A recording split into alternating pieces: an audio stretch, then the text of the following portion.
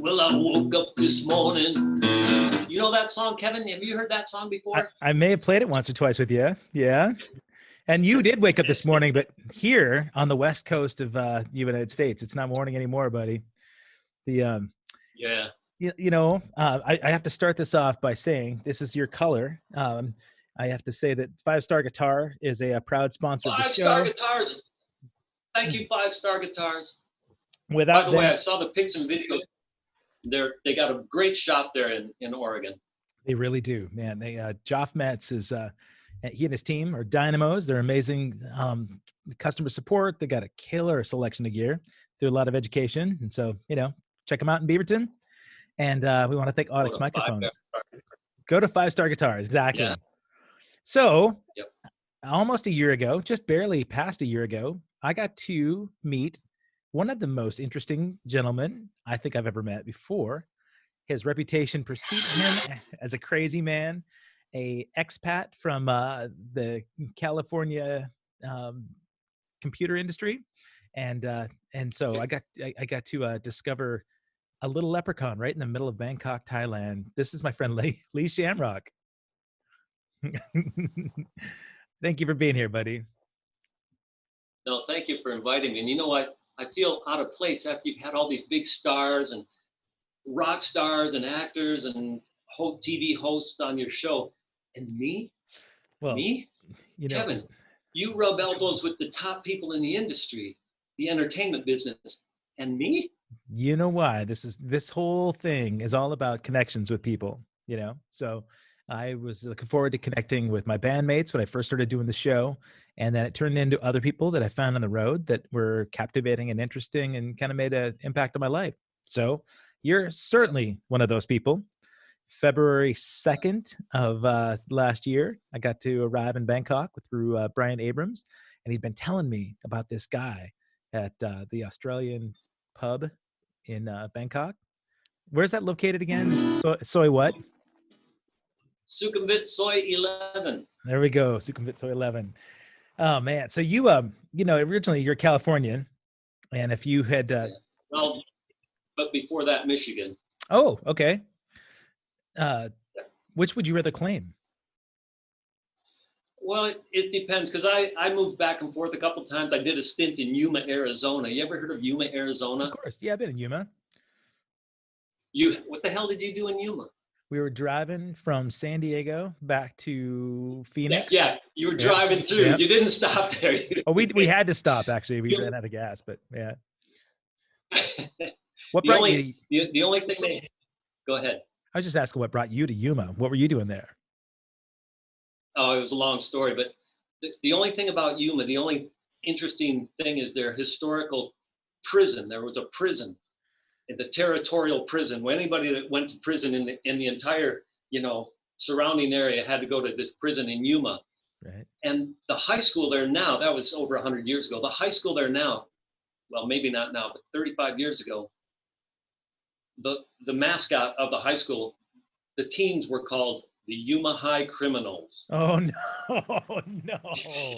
Oh, yeah. They may have changed that since then. One would hope, right? It's probably politically incorrect now. And, Yeah. So were you gigging there in Yuma? No. In fact, I that's where I learned to play guitar. I moved there. I bought a guitar shortly before I moved there. Okay. I didn't know anybody, didn't have a job yet, didn't have an apartment. Had the guitar, didn't have a TV. That's how I learned to play guitar. Yeah, that's a good. You know what? I would go out and get something to eat. I'd come back, put the guitar in my lap, and it felt like the last piece of the puzzle. It just felt just right. Is that the one after you get your fingers? Is that the one you picked up? The screen one? No. That one's long gone. Yeah, I'm sure. I wore it out. I'm sure. You're gigging so much, man. When I was there, I think I was there 10 days. I played 9 different performances with bands around, and I think 3 or 4 of those were with you, maybe, right? There was probably. Yeah, about 3 or 4, yeah. There was one that you actually ran out and brought a cajon from God knows where all the way through town And I don't think you were driving. I was from my room. It was across the street. Oh, it was. Okay. I pictured you with that thing on your back with a Sherpa, you know, trekking through Bangkok. No. Okay. Well, I'm going to pretend like it meant something more to you. So let's go back to Yuma then. So you taught yourself how to play guitar. Did you have guitar influences back then? Yeah, I'd seen this movie, Rust Never Sleeps, Neil Young movie. My friends had called me that afternoon and said, hey, we're going to go see this movie, Neil Young movie. Oh, yeah, I've heard of Neil Young, I think. And okay, I'll go. I went with some friends. Watching this movie, it's at the beginning, the start of a concert, and I'm going, okay. When does the movie, when does the plot start? When does the dialogue start? It never did. It was just a film of a concert, him in concert. And I thought, ah, what a terrible movie. It didn't have any there. That was that. What's that?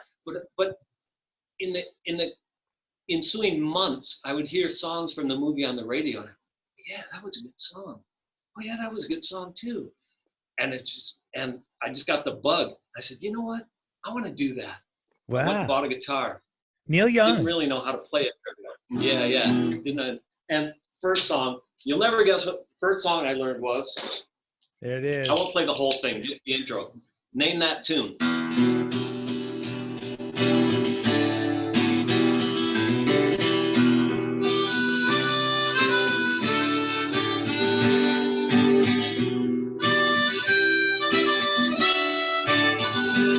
The name of the song is Heart of Stone. But it sounds like Cinnamon Girl as well.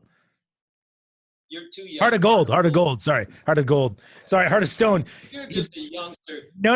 You know why? I thought Heart of Stone, because of what I've got going on the phone in my background right now. I have a Heart of Stone. But, yeah. Well, I don't know what that is, but anyway, it's probably on this broadcast too. Sorry. Yeah. I mean, you could stop me easily with like Neil Young tunes, but we played a lot of older stuff, much older than that. When you and I played, there were some tunes from the 50s, 50s and early 60s we drew out, and you. So obviously, in that era, when you moved from Michigan to California, did you pick up the kind of California surfer vibe? Well, I even years before, I was a Beach Boys fan because I dated a girl in high school who liked Beach Boys, and at first I thought Beach Boys. And then I borrowed a record album, double record album, Endless Summer from some friend. And you know what? This is good music. I really like this. And the harmonies were great. And I liked harmony. My mom liked harmony. So I was influenced by my mom. She liked to try to sing harmony and listen to harmony. So Beach Boys, harmony. Nice. Yep. But you weren't playing an instrument. I know that you've got a sibling, right? Yep. Did that sibling also play music? Yeah, he's better than me. Oh, really? But he's never played, and got paid for it. He just plays when he wants to. Has he ever seen your gigs? He taught me only on video. Oh my God. It's a spectacle, man. It's a sight to behold for sure. Lee has the ability to bring every single person in a room together to be part of the show, either singing along, but I know you bring instruments everywhere too, right? So, in these like little these dark kind of sultry clubs in Bangkok and Hua Hin, you've got a fan base. People come to every one of your shows. It seems like you're playing 5 or 6 nights a week, man. There were times when I did, and it was a bit much for my voice, and I kind of like this lockdown because I can rest my voice. Yeah. And my liver. Yeah, that's another thing, man. Back in my early college, college days, I was doing a bunch of cover, traveling, doing 5 nights a week, and we got a bar tab in addition to a pretty nice paycheck, and then they stopped allowing us to have our sound guy because he would drink the entire band's bar tab before we even played, So I would imagine these clubs, because Lee's been known to put down a couple. So for a very fit young man, you're able to put down quite a bit of booze. Well, the thing is, when you're on stage, you're sweating it out, and the alcohol gets sweated out. So you have to drink twice as much as anyone else Right. to feel the same effect. Okay. Yeah. It's a professional thing. And yeah, you're a professional for sure. You got a drink made after you too, or at least it's your favorite drink that I remember. Now, my favorite drink, the Dirty Ho. Is this a family show? No, it's not. Everybody's in bed. Okay, cool. Yeah. So what does a dirty hoe have in it? Oh, Dirty Ho. It's a black and tan, which is a normal black and tan is lager with Guinness on top. For some reason, Guinness floats on top of other beer. But the Dirty Ho is Ho Garden, which is a wheat beer, a cloudy wheat beer okay. with Guinness on top. All right. So Ho is from Ho Garden, Gotcha. and the dirty part is the Guinness. Gotcha. So, Dirty Ho. They got other names for it around the world, but that's the one we use. Yeah, I can imagine that was a made-up Lee name. So, all right. So your brothers. No, I didn't make it up. Somebody brought it. Somebody bought me one. Somebody from the States introduced it to me. You've got a lot of people that come over from the States to see you. Is it an accident that they find you, or do you have fans that?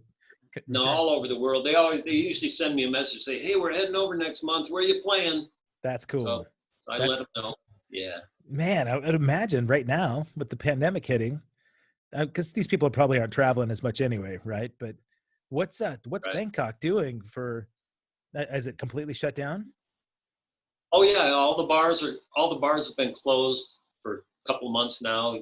All the restaurants were closed. They're just starting to open up now, where you can go in and you can sit at these tables that are spaced apart. Okay. But still no alcohol in the bars or in the restaurants. Really? No alcohol allowed. Yeah, I don't know what that's about. What about the markets? What they're afraid of is they're afraid that people will start drinking and then forget about their social distancing. Right. Like spit all over each other. I was thinking about like the markets are everywhere. Those open air markets, are those like kind of shut down too? They were. I don't know, because I've been in Hua Hin the whole time. You have. So Okay. I don't know about the rest of. I don't know about Bangkok. I do. Yeah, there was a big, huge one called Chatuchak Market. Giant. It's world famous. Yeah. And I heard that had just opened up a week or two ago, but I haven't been there. But starting to open up. Starting to. Yeah, I hadn't. I stopped looking at the spikes. Where they showed the instances of spikes, but I know here everything is just starting to open up, and then they're noticing that there's a spike, and some people say it's because there's more testing, and other people just say that. You're right. But right. Who knows? I just imagine in areas like that. I mean, there's a high concentration of people everywhere. So I tried to picture Bangkok. Just where it's just thriving, bustling, people everywhere. Shut down. That's hard to imagine. Yeah. And Hua Hin, sleepy little town, but it's got its spots. Yeah. Were the beaches shut down too? Yeah. Really? Yeah, I couldn't go to the beach. Yeah. Oh, which it was the weirdest thing to me, and I saw it was true in the States too, in Florida and I think California too. Couldn't go to the beach, and that didn't make sense to me. The beach is wide open. There's usually a breeze coming in. Well, you saw what happened in the States. As soon as they opened up Florida, thousands of people packed on top of each other. So it was busy. Yeah. But, I see our friend Keith Nolan just popped by to say hello. So, hi, Keith. Hi, Keith. More Thailand expats from other places, but I'll be talking to him as well. I think in a week or two. It's good to talk to everybody else that got out of their homeland. But let's talk a little bit about that. What was it that brought you out of California? You were a computer programmer? Yeah, I was programming computers, and I was kind of bored with it after a dozen years, 15 years of programming. I kind of got tired of it. You know what I got tired of? It wasn't the programming part. It was, you ever see the cartoon Dilbert? Oh yeah. They show workplaces like in America and the ridiculous stuff that goes on. And it's hilarious. It's just so funny. But it's true. Yeah. It's just crazy stuff. And if you don't mind, I'll give you an example. I was working at a computer place. I was managing a group of people, and I had hired a new guy, Charlie. And he was coming in one day to start on his first day. He was down in personnel, and I called the guy that set up the accounts, the manager, the set up the user accounts for our network in our company. And I said, yeah, I got a new guy starting. I need an account for him. Well, Lee, you know, we got a lot of things on our queue, and we need to prioritize these things. So I'm going to have to put you in the queue, but it might take a while. But it's going to be, and he went on for about 2 minutes telling me about how he had to prioritize everything and do the most important things first. And I said, okay, Roy, thanks. I hung up. I called Mary, the woman in his group that worked for him that I knew set up the accounts. I said, hey, Mary, I got a new guy starting. Oh, what's his name? Charlie so-and-so. Oh, okay, I'll call you right back. 60 seconds later. Okay, here's his username. Here's his password. Thanks, Mary. Okay, see you, Lee. Bye. That's the kind of thing you put up with. Yeah. It just made no sense at all. That's what half of America is going to go and have that in the morning. You know, they're going to go right back to their jobs, and it's going to be Office Space all over again. Anyway, it's stuff like that, stuff like that in the computer world, in the companies that I worked at. It was just like a cartoon. It was, and you just said, you just kind of roll your eyes and go, I got work to do. You know, I want to get something done. Anyway, and I've been playing guitar in coffee shops and little bars around the area in Southern California. And I met a girl, and she was from Thailand. She lived in the States for 5 years, and we met and got married. And I said, you know, I'm kind of bored of this. I've been saving my money for years. I was single, never had any kids, so I just saved all my money. And got lucky buying and selling a couple of houses, and, you know, got stock options at work and stuff. And I said, you know what? I'll go. Right on. Was she wanting to go back? So came. Oh yeah, because she was old school, wanted to take care of her parents when they got old, unlike in the States where, okay, time to go to the old folks home, you know. Right. So like they most people still want to take care of their parents, and not everybody, but a lot of them do. And so I said, yeah, we'll do that. So came to Thailand thinking I would teach English, because that's what most people do when they come here. Right. Unless they have some special skill or are sent here by a company, they get a job teaching English. Fairly simple to do if you have a college degree. And in fact, I interviewed at a couple of places to teach English. And in the meantime, I met a band, and this is what you said about connections with people, right? Yeah. Walking through a mall, there was a band playing. Hey, you guys are really good. Yeah, I play guitar, band. Oh, you want to play a song? Sure, I'll play a song. Hey, you ought to get in touch with our agent. Oh, okay, thanks. Got in touch with their agent, got a gig like a week later. Then the place, the English teaching place called and said, oh yeah, we want to hire you. I go, well, I already got a gig. Yeah. And it pays more. So it paid well too, huh? It paid better than teaching English. That's awesome. And I got a gig in a hotel, a Marriott hotel. And I thought, it's the best. They give you a room, 3 meals a day, get to use the fitness, get to use the pool. And I signed a 3-month contract, and the pay was good, and I hated it. I hated living in a hotel. I couldn't stand it. Playing in, it was kind of like a lounge lizard gig, you know, playing in the hotel bar. Just I hated your background music. Most of the time. Yeah. Most of the time. And I had also had another gig at an Irish pub, and that was awesome, you know, because I already knew a couple Irish songs, and I grew up with it, and I got more outside gigs. And when the 3 months ended with the contract at the hotel, the manager came and said, "So, you ready to sign up for another 3 months?" I said, "No, thanks." "You don't?" "No, thanks," because like everybody in the world wants this gig at the hotel. It's right? all cush, yeah. Yeah, no thanks. I've had enough. That's nice to be able to call your own shots. Yeah, and it wasn't bad. There's nothing wrong with it. It just wasn't what I wanted to do. I wanted to, say rock and roll. Yeah. I love that when you put that up against the backdrop, sometimes the neck will drop out and it looks like you've got a floating headstock. That rocks. Oh, yeah. And you can't see the headstock, right? Yeah, well, sometimes the headstock will be there, but no neck, which is great. Yeah. Yeah. It looks like a Steinberger right now. The, so, so Yeah, how long ago was that? It's like 20 years ago. 23 years ago. Wow. Amazing, man. That, and were you living in Wahin for most of this time or? Okay. No, Bangkok. Oh, well, I lived in Phuket, an island down south. Yeah. Oh, Speaking of Phuket, this would be a very good, if you don't mind, this would be a good introduction. oh yeah. This is great. There are no rules, man. Is the sound okay? Is the guitar loud enough? Yeah. Is Especially it when too you, loud? nope. Sounds good. Okay. Classic Johnny Cash anthem that I add a little bit of local color to. Kevin, can you name that tune? No?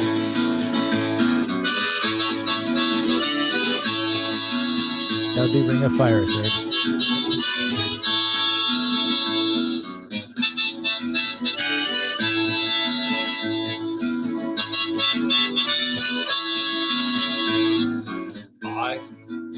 I went to Thailand. I went to Phuket Island.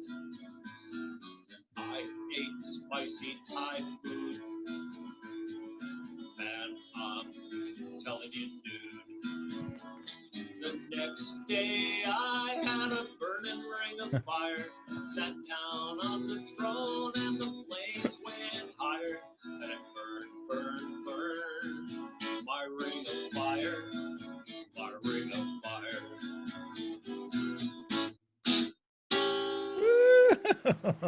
Yes.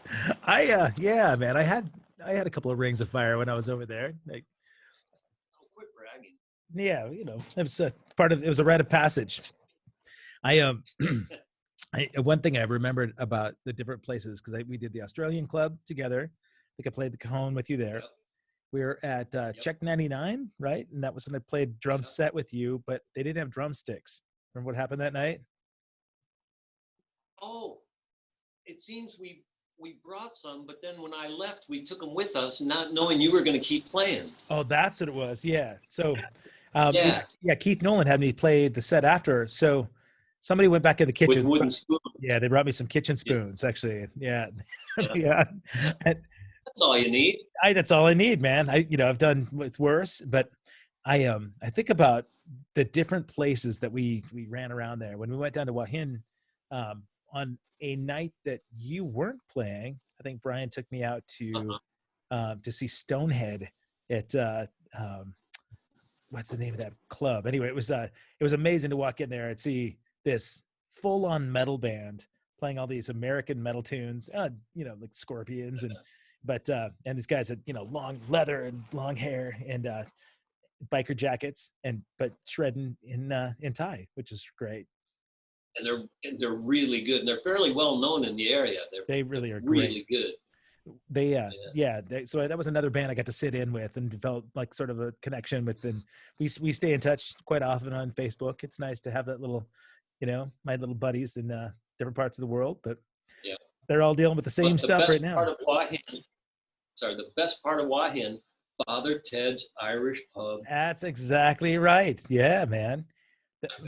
The one night that we went though, there was a big soccer game on, I think, and so we had to wait, right? Yeah. You were the star attraction, but we had to wait till the soccer game was over, and people were pretty sauced. And yeah, yeah, you're good with the hecklers, though. I remember some hecklers that night, and you actually welcome that, don't you? Yeah, sure. They kind of liven things up, and usually, in fact, almost I can't think of very many times that they were mean-spirited. They're usually heckling in fun. Yeah. And they usually make it it's usually funny. It usually ends up being funny. And it's not, I can hardly think of any times that somebody was really heckling to, try to be mean. Nobody, yeah. They aren't like that usually. It's because you're smiley and, and spirited. You kind of disarm them a little bit with your personality. Well, I usually get them up on stage. Yeah. And then they quiet. Then they shut up. That's right. Go, well, what do I do now? I love that.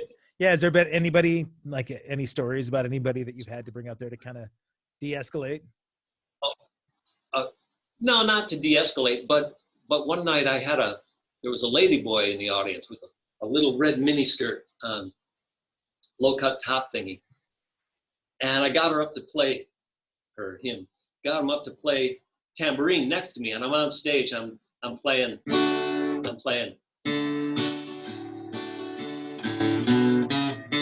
Sometimes it's hard to be a woman. And she turns to me and says, "No, it isn't." God. It's a true story, 100% true. That wasn't a plant. You didn't set her up that way. No, it's brilliant. You could ask her to come around more shows with you, though. It's part of the act. I've tried for years to get anybody to join me to play and sing, because sometimes being on my own, if I catch a cold or something, it's hard to do a gig because my voice will give out.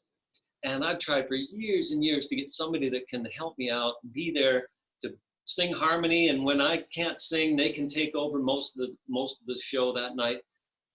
I can't get anybody to join my band. They want to. I've been tried for years. They want to read the lyrics from their phone or from pieces of paper. They want to. I got my friend's birthday party this weekend. I can't make it. Oh, geez. It's just not a priority for anybody. Well, my friend. I've offered so many people. Oh, go ahead. Joe Ebner, if you're watching, my friend Joe is from here in Portland, but he moved to Pattaya this last year. He bought and built a condo, and he's there all the time. But he's a great songwriter, great player. And so if he jumps over there, like Joe Ebner, meet Lee Shamrock. Joe Ebner, make sure you guys connect. He also has a DJ business. He's in Pattaya? He is in Pattaya, yep. The romance capital of the world. Is that true? Oh, you didn't get a chance to go when you were here? I didn't. No, it was not very romantic. Okay. All right. Well, one day when you come back to town, you got to go to Pattaya. It's the most, people talk about Venice and Paris and Pattaya. Really? Pattaya. Okay. Romance capital. You can feel the love and the romance flowing into the gutter. It's you know what? When I first came to Thailand 23 years ago, I was talking to some people. I played in Pattaya at an Irish pub, and some people had a tour guide book, and they were on their honeymoon actually. And I said, "You came on your honeymoon in Pattaya?" And they said, "We didn't know." And they showed me this tour book. And it had this short description of Pattaya. It was all about Thailand. It said, "Pattaya, at one time a sleepy fishing village, now a busy town, adults only." Adults only, yeah. That was the description. Oh, well, yeah, I've heard that, there's a lot of underworld activity that goes on there. Yeah. Yeah. So that's what they say. Yeah. I played charity gigs there and I played at Irish pubs and other places in Pattaya a lot. I've been there a lot. I played at a hotel there too. And I always had a good time there. Yeah. I always had a good time. Yeah, he seems to love it. My friend does. But there was another good description by a guy on the internet, and he said, "Pattaya's a shithole, and I love it." Yeah, well, some people just go there, right? We've been told that there are certain areas around here that are shitholes too, but it reminds me of the most romantic love song in the world, which you've never heard. I was on a movie 30 years ago. I was watching a late night movie on TV, and this song was in this movie, and I never forgot the main part of the song, the main line of the song. And after the internet came about, I looked it up, and there it was. I found it wasn't quite how I remembered, and I added things to it and rearranged it. The most romantic song in the world. You know what it is? I'm gonna have to guess. I've got a condom in my wallet, just a little whatchamacallit. I'm waiting for that special day, for the right girl to come my way. It leaves a circular impression from several years of compression.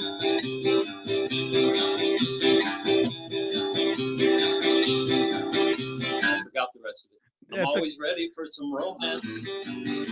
Can't wait to take it out of my pants. Circular impression, leading to my feelings of rejection. In my wallet, I can't wait to install it. No, I can't wait. In a little plastic packet. Sometimes I'm tempted to unwrap it.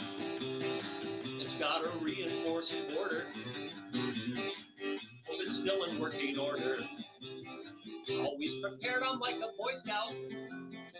But I just can't wait to get it out. I want to use this contraceptive, but all the girls are unreceptive. Circular impression, leading to my feelings of rejection. In my wallet, I can't wait to install it. No, I can't wait. I've got a Johnny in my pocket, a little nose cone for my rocket. Got a reinforced border. I hope it's still in working order. Oh, that touches you. Feel it? Yep, I felt Did it. you feel it? That's romance. Yeah, listen, kids, this is all about safe and protection of reproduction. I love it. I love it. Man, you've gotten a whole bunch more fans here. My friend Kristen Houston says she has to come see you live. Brian Abrams is just laughing nonstop. This is nice to see. Who's still awake? On a Monday night. By the way, if you're a budding musician, you need somebody to help promote you. You need some management. You need somebody to look after your career while you focus on your music. Get a hold of Brian Abrams, Abrams, Brian Abrams Entertainment Management. Check him out. It's somewhere on the internet. Yes. You can hit him on Facebook in this thread right now. Even stitched up from crazy surgery, he's still here to support. It's amazing, right? Yep, great guy. So, by the way, yeah. Speaking of romance, I did an interview with a magazine a couple of months ago, and they asked me some questions which reminded me of some special moments I've had in the pub. And I've had 3 or 4 times when people have proposed to their significant other, proposed marriage. And I'm not making this up or making a joke. This is honest to God truth.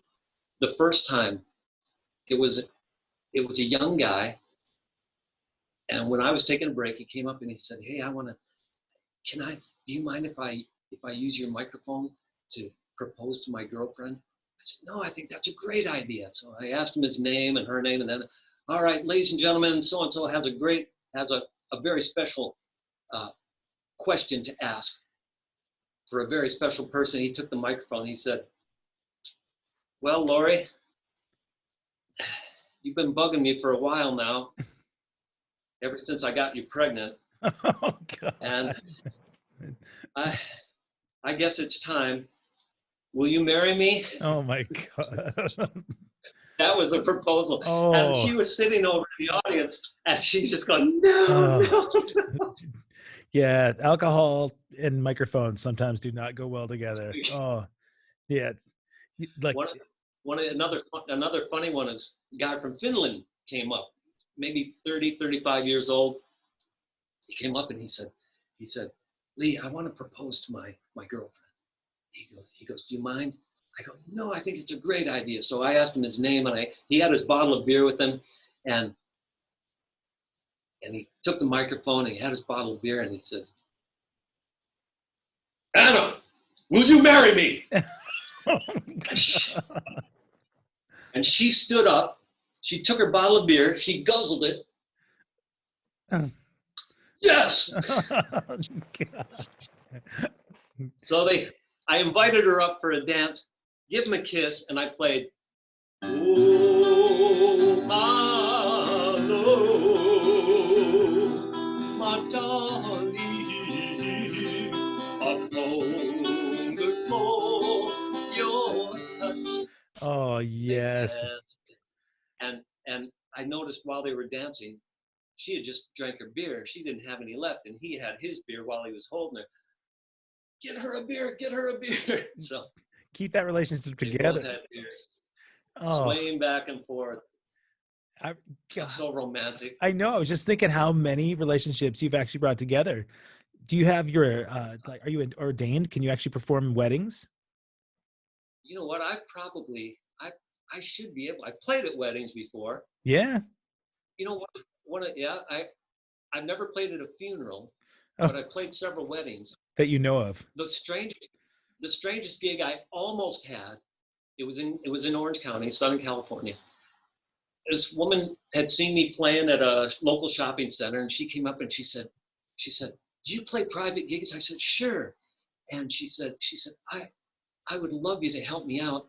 My son's getting out of prison, and I want to have a party for him when he gets out. And you'd be perfect. You play all the kind of music he loves. And I said, "Sure, I think that's a great idea." And how long has he been in prison? 3 years. I'm thinking, yeah, 3 years in prison. When I get out, that's what I'd want to do. Go see me play music. Yeah, sure. Anyway, it was her idea, and I thought, yeah, I'll do it. It's about a week before the gig, and she calls me, and she says, she was crying. She said, "Something bad happened. He's not getting out of prison now." Oh, no. Oh, sorry to hear that. Oh. Yeah, I missed it. It would have been a really interesting gig. I'm pretty sure he would have been there for about 5 minutes, got a couple of beers, and said, "Okay, I got something else to do." Yeah. No, well, you know what? I actually had just posted a little Flashback Friday video of me playing at the prison a couple years ago, or several years ago, with one of my bands. It's a lucrative gig you can do here, and it's one that Johnny Cash came through and played, and the Dead actually recorded a live album there back in the Oregon State Penitentiary. So Oh, I remember hearing about that. yeah. So the prison gigs are pretty good, man. If you got, if you're looking for another niche, they haven't shut down prisons yet for COVID, so maybe that's the next connection. You know Actually, what? It gives me an idea. let's hear it. Sorry, go ahead. I had a feeling we were going to get a little Folsom Prison Blues. Oh, you must be psychic. How did you know that's what I was going to... Yeah.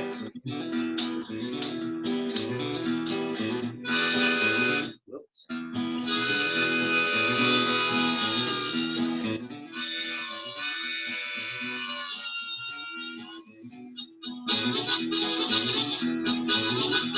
I hear the train a-coming, it's rolling round the bend, and I ain't seen the sunshine since I don't know when. I'm stuck in Folsom Prison, and time keeps dragging on. But that train just keeps a-rolling on down to San Antonio.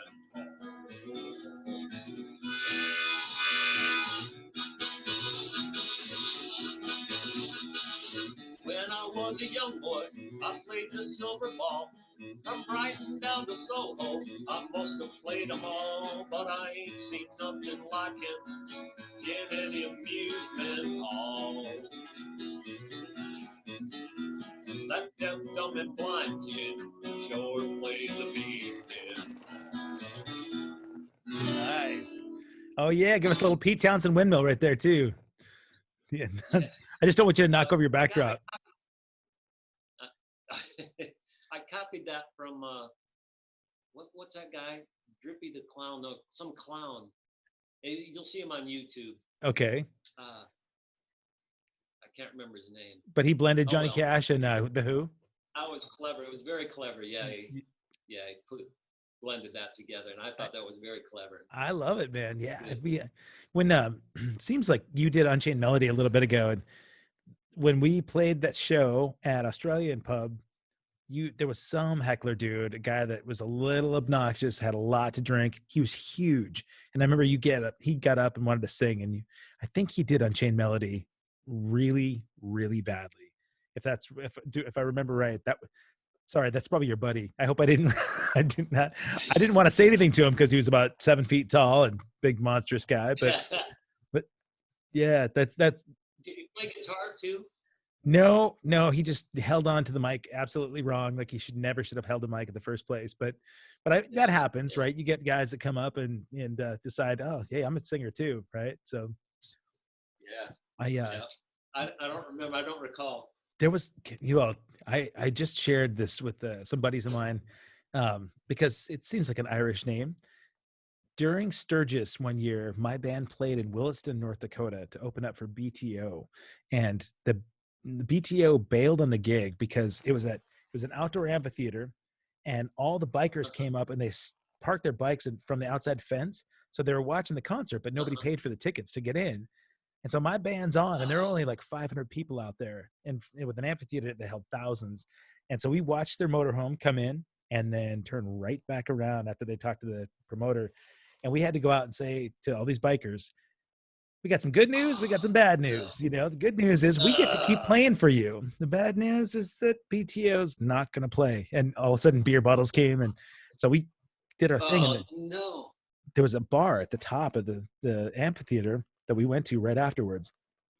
And we kind of won those bikers over, but they came in, they said, oh, you've got to see this band.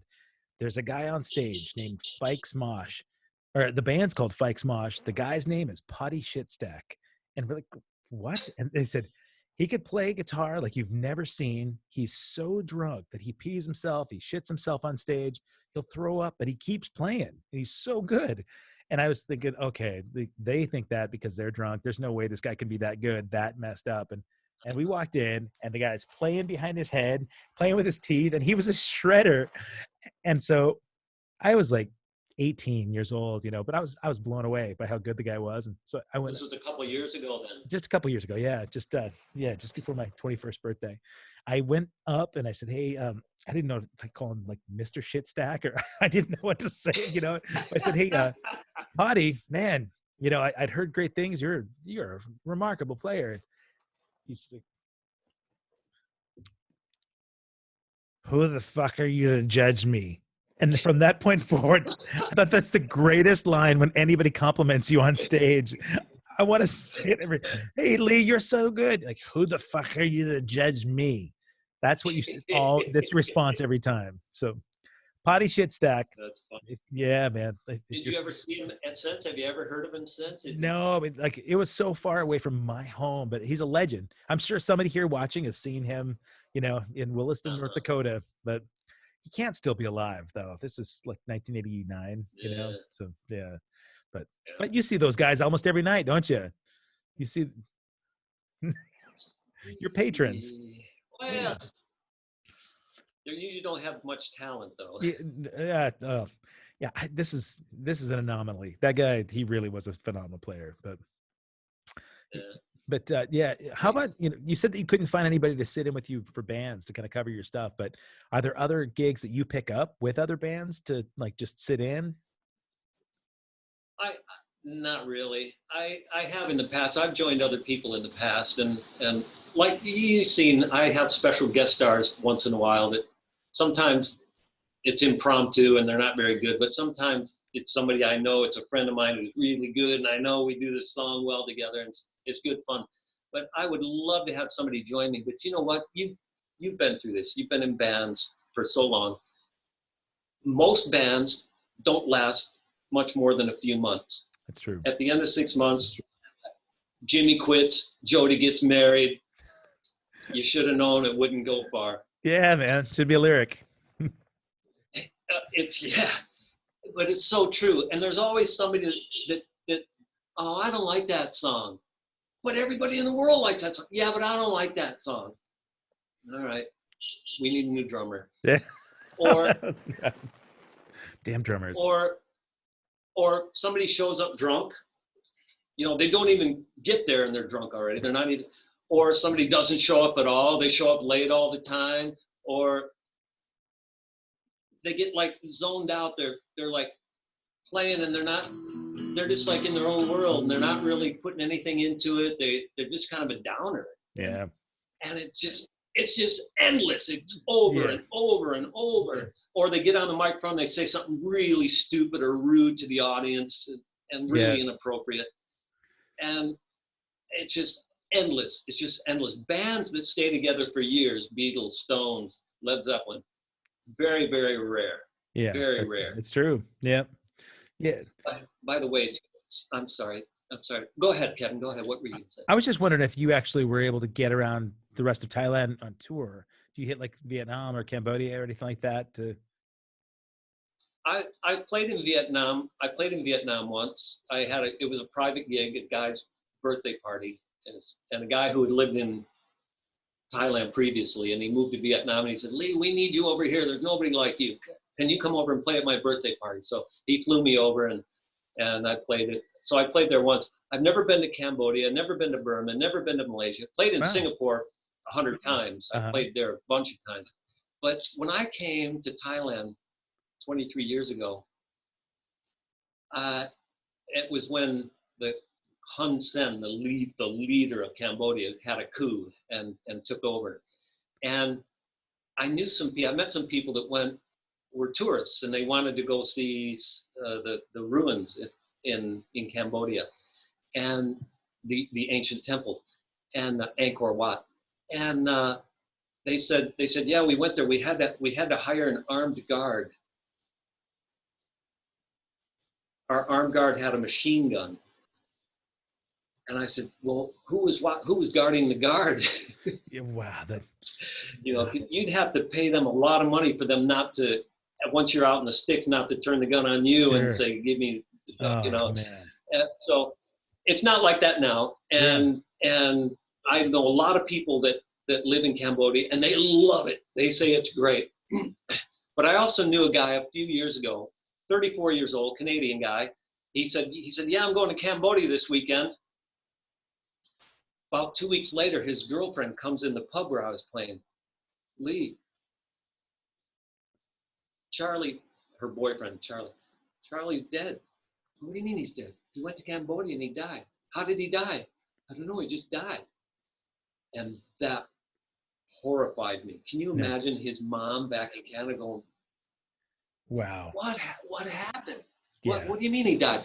And trying to get correct information from the other side of the world is very difficult, especially when it's another culture and another language. And I never knew exactly what happened. 34 years old, went to Cambodia, died. Do you think he really died? Or do you think he just like disappeared? Some people do that. Died. He was in his hotel. Yeah. No, they shipped his body back into Thailand. That's good. It's like, whoa, what's going on? Anyway, I didn't feel any really scary vibes when I was there, even, in the heart of Bangkok, where there's some crime, but it didn't seem like violent crime there at all. I felt really protected. Am I just naive? Or?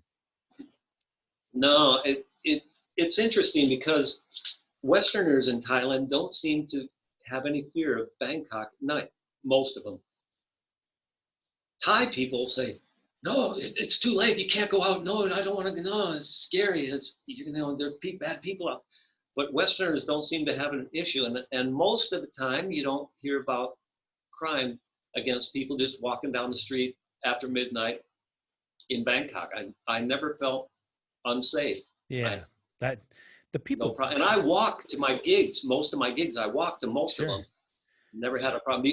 The biggest problem is ladyboys coming up. Hello. Where you go? Making you late for your gig. And then they start. And then they try to reach in your pocket. Oh. That's the only. Yeah. Not a big deal. Not a big deal. Yeah, man. If that's the worst thing you have to deal with, but how, you talked a little bit about these other, like getting hired to do a private gig in Cambodia. I don't know if you're comfortable talking about it, but I always think about going across borders in doing gigs for money. Are these governments real restrictive of how artists are paid for shows? And how well do they monitor? Yeah, every country's different. So, and not only is every country different, but every part of that country is different. Sure. And where in one area, it might be fine, no problem. The other area, as soon as you show up, what are you doing here? Oh, really? What's that guitar for? Yeah. So, unless you know the area real well, or you have a friend that knows the area real well, you're right. It's best to be cautious. How about Chiang Mai? Have you played up there? Yeah, I played in Chiang Mai. I played at a couple times. And Chiang Rai, which is next to Chiang Mai, I played at a mountain resort. Wow, Really nice up there. that's good. Beautiful. Nice hills and mountains. Because, this area of Thailand is flat. It's all flat. Palm trees are nice, Yeah. but it's mostly flat. Up in Chiang Mai, Chiang Rai, nice hills, Oh, really beautiful. Nice well, cool weather. oh, really? Yeah, that would be nice because I remember I'm a sweaty guy, man. I had a hard time when I was Yeah, there. And when I was there, yeah, yeah, yeah. yikes. But I think the next time I come, I have to make Chiang Mai a destination because we hit the Hua Hin Elephant Preserve when we were there.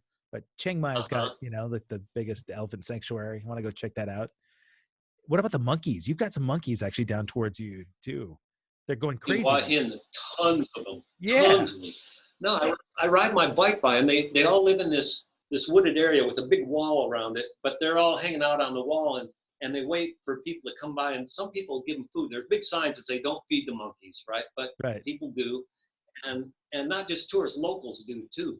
And they'll hang out on this big wall. They'll climb down, and they seem to be friendly, but I don't want to mess with them. I've just seen too many videos on YouTube where the Yeah. monkey goes overboard, and you can't predict it. You can't That's predict what they're going to do. They are nuts, man. I was just hearing about the monkeys that broke into the lab that had the coronavirus specimen, and like Yeah, they actually got the vials. They stole the freaking coronavirus samples. yeah, they were Russian agents. God, yeah, I'm sure, man. Well, I'm fascinated by the monkey thing, but I think I don't necessarily want to get tetanus shots and have to, rabies over there in Thailand. Like, they're really interesting to see. It's amazing, but they seem to stay mostly at that one area, Okay. and they like the trees and they like the availability of the food just about every afternoon. And I ride my bike by there a lot, and you're just you'll ride between them. There'll be one here eating a mango and one here eating a banana, and I'll ride my bike on the road between them. They'll sit on the road and Just watching it by. they're so used to people. I saw people walking down the sidewalk with monkeys all around them. The monkeys just didn't pay attention to it. As long as they did, the people don't look like they have food. The Oh, monkeys will ignore them. yeah. But As far from what I've seen, if yeah, they have food, they'll just ignore it. they're gonna try and steal it. Oh yeah. God. It doesn't. Yeah, I wouldn't even carry a bag around there because they'll think there's something in it for them. Those little punks, man. Dang. I Yeah. I was going to ask you because when you're back and forth between Hua Hin and Bangkok quite a bit, do you drive that stretch or are you just mostly renting and get cars? Renting? No, they have a bus and a van service Okay. between Bangkok and Hua Hin. I usually take that, but sometimes you have to sit there and wait for the van, and sometimes I'm in a hurry. I haven't had enough sleep, and I want to get to Hua Hin and take a nap before I play. So I'll rent a taxi, and compared to, even though it's 3.5 hours away, compared to New York or LA, taxis are cheap here. Yeah. No, I remember. So, I remembered but the bus and the taxi drivers having really strangely, they had like a 70s playlist. It was even normal radio, like Thai radio, but you'd hear like yeah, a Gary Moore song, and then you'd hear like Air Supply. The guy was rocking Air Supply yeah, in the taxi, and I thought, uh, wow, this is like yeah. modern radio for them. That was really weird. Well, a lot of times because they see a foreigner, they tune the station to what they think the foreigner might want to hear. Oh, do I see When him they're in in there? their car alone, yeah, when Do they're I in their look? car alone, they're listening. Go I was saying, do I look like an Air Supply guy though? But ahead. I guess, man. Culturally, they're not as perceptive as. I'm not saying they're not perceptive. They're not used to Sure. looking at somebody and trying to guess what kind of musical taste they might Right. have. Yeah. They don't have the Uber technique down yet. I'm all out of love. Oh, I'm so lost without you. nice. Yeah. Oh, buddy, there were so many fun medleys that you did. I was trying to think of one that I heard you play that was because you've got people singing along to your stuff all the time. Yeah, Brian. Sure. Brian had a favorite. I'm trying to think of what his. Oh God, where's Oh, there's and Larry. Your friend Larry is saying hi too. Um, You know what, Larry? You were at the gig. We were at the gig, and Larry requested the worst song in the world from the rock and roll era. The okay. worst song in the world, and I said, "What was that?" And I knew it, and I played it. You didn't know it. Do you remember what it was? Well, I think of the worst song in rock and roll is "We Built the City" from Jefferson Starship, but Yeah, okay. that's a bad. That's yeah. We, No, even before that, okay. decades before that. This is Larry's opinion, right? Our music is subjective, so don't send us hate mail. Right. But the worst song in the world, and I knew it. Let's see. It starts off with a drum beat, and I remember you missed the drum break. It's got this great drum break, and you missed it. And I was like, Kevin, that's your part, and you missed it. And it goes, well, everybody's heard about the bird. Well, the bird, the word, the word, well, the bird, well, the bird is the word, well, the bird, the word, well, the bird, well, the bird is the word, well, don't you know about the bird? Well, everybody knows that the bird is the word, well, the bird, the word, drum break. Oh, you missed it again, Ken. Oh, you got it. Okay, that's it. Yep. Yeah, yeah. Mow mow, papa mow mow mow, papa mow.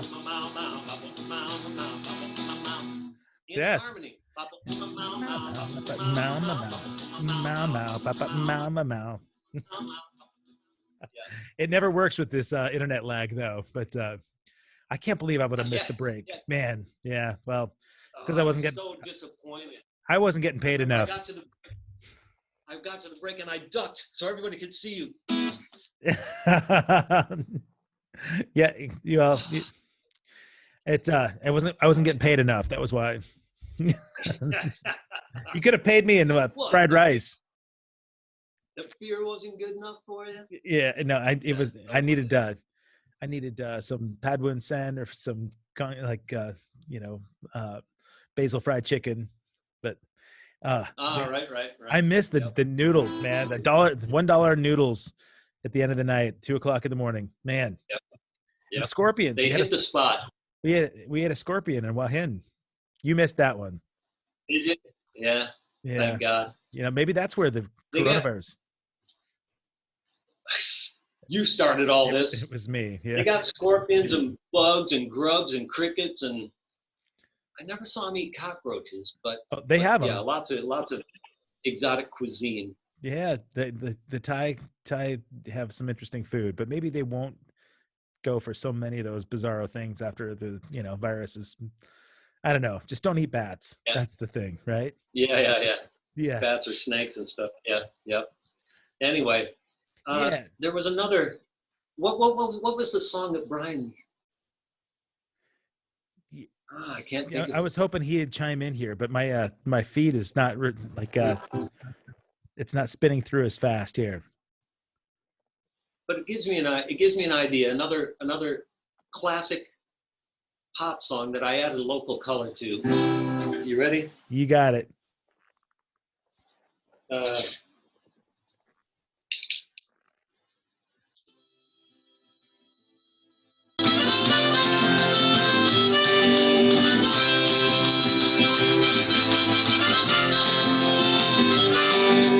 You're so young and I'm so old. This, my darling, I've been told. I don't care just what they say. For your short time love, I'll pay. I'll love you with all my heart. You'll love me till my flaming heart. Oh, please wait for me, Diana.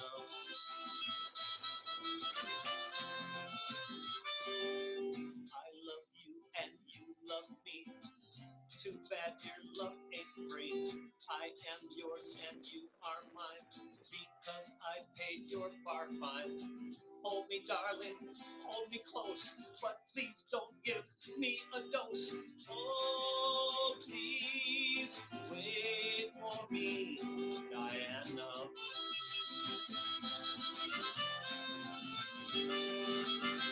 Oh, my darling, oh, my love, will 2,000 be enough? I'll pay you so we can go. Oh, your love, darling, thrills me so. But one thing I'd like to know, when I'm slipping you the phone, why must you play with your phone? Oh, my darling, oh, my love, well, I'm above. Oh, please wait for me, Diana. Oh yes. Oh my God. Brian, yeah, that was not the one that made you did as the ladies would walk by, but Brian reminded me it was Beautiful Girls that was a catcher. And yeah, don't forget about me. Don't you forget about me was one that we did. And Oh, yeah, yeah. And you're one of the first drummers that I played with that actually remembered there was that little drum part at the end that yes, really set the tone of the song, the whole song. You get to that drum, and you knew where it was. You didn't play it quite right, but it was close enough. Man, if I'm playing, not criticizing. I make more mistakes than anybody, but you need to learn that song for next time. Okay, I'll work on that with You spoons. remember? Do you remember it? Hey, hey, hey, hey!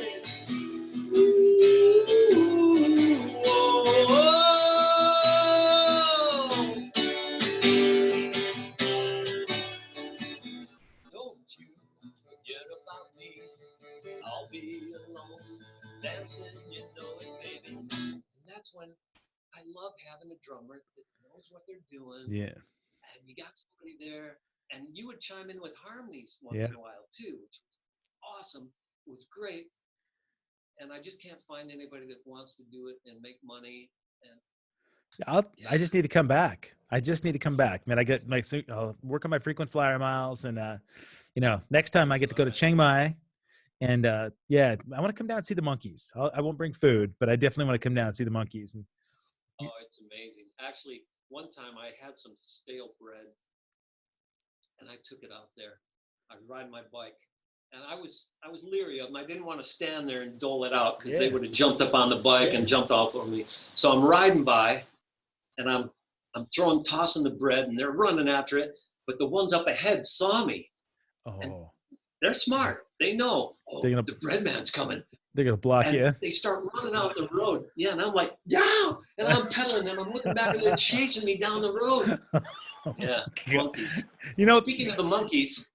I was just thinking about all of us, all these guys over in the States that have to complain about their way to the gig. Like, yeah, man, I had to deal with traffic, and like go through the tolls. But no, man, Lee's like dodging monkeys on his way to the gig. That's serious stuff. Yeah. And they don't have many more. But when I first started playing in Thailand for about 5-10 years, they had elephants on the streets. Right. Guys would take elephants, and tourists would pay money to get some bananas or something else and feed it to the elephants. And one time I was playing in an Irish pub, and they had a baby elephant, and it started to come in the pub. Oh my God. And somebody said, no, if it gets scared, it's going to wreck the place. No. I wanted to try the Guinness, but God, man, it didn't happen. Yeah, like the things that you just don't see in the States, right? I'm glad they took them off the streets, man. That's not good for them. Yeah, it's not a good place for them, and the whole, it was so contrived. Here, you give me money, I'll give these to you, and you give them to him. Yeah. Ah, jeez, that doesn't seem right. On the other hand, I did see somebody that felt like us. It's like, no, they shouldn't be doing that. Somebody saw them taking care of their elephants during the day, and they said those elephants got the best care in the world. But I also saw the spike marks in their foreheads. And not all of them, but some of them. And it's like, no, that ain't right. That's why you wear a hat, right? Huh? That's why you wear a hat, to hide your spike marks. Yeah, like I I'll never see you without this hat. It's always like ingrained in my brain. And like, how long has Lee Shamrock been this persona? 22 years. Oh, so just Yeah. like after you came here to Thailand, you Yeah, I my first gig. Well, my first gig was the hotel gig, but I at the same time I got a one night a week at a Irish pub, and I kind of grew up with Irish music. My mom listened to it. She had a record, Whiskey in the Jar, super oh yeah, famous old Irish yeah, love song, and she had a 45 of it, and she played it so much the vinyl like wore out, and it looked white because of all the vinyl dust on it, and you couldn't really even hear it anymore, but she would still play it. And she played it. She liked a lot of old Irish music, so I kind of grew up with it. But as a kid, you're not into it at all, right? right, And it wasn't yeah, until I came to Thailand and I started playing in the Irish pubs, and somebody said, "Do you know Whiskey in the Jar?" I said, "I think I do." And that, luckily, a lot of old Irish songs are 3 chords, so right. so the music isn't difficult as long as you know the words, and so it comes to you. So I love it. Will I you play was it? going over the Cork and Kerry Mountains. I met with Captain Farrell and his money he was counting. I first was meek and soul and then cruised me rapier. Said stand and deliver for I am a bold deceiver. Was shoving in the middle of a dock. Whack for my daddy-o, whack for my daddy-o. There's whiskey in the jar. Yeah, man, what a way to that's like the stomping music in the club. You get everybody singing Oh yeah, along. yeah, yeah, yeah. Yeah. Yep. And Good. there's another one. It's go ahead. I was just gonna ask if you've got the best sing-along song for the show. Uh, well, there's this old. It's not the stomping, the upbeat stomping, like woohoo, drink, dance, sing along, but it, everybody from Ireland knows it. And I tell people in the audience when I play the important part for the audience to sing along, and it's not difficult, but it's an old romantic, old, sweet, enduring, charming, enchanting, beautiful, tender, gentle, warm, romantic, affectionate, sticky, sentimental, erotic, adorable, Irish love ballad. It's called The Waxy's Dargle. And it tells the beautiful, romantic story all about the Waxy's Dargle. And that's why they call this song The Waxy's Dargle. There's a part for you to sing along. It's not going to work with the delay over the internet. Let's see if it works. Okay. All you got to do is when in this beautiful romantic song, whenever I say, "So what do you have?" you say, "I'll have a pint." That's right. Okay. Got it? I'll have a pint. Yep. So what do you have? I'll have a pint. Just like that.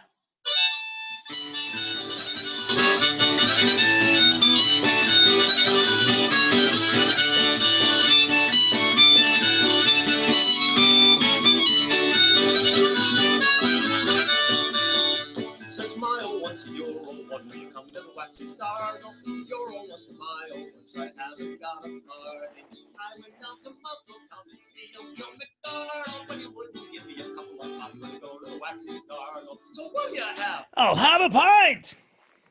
I'll have a pint with you, sir, and a buttermilk dozen worth of soon we kicked out of the loser.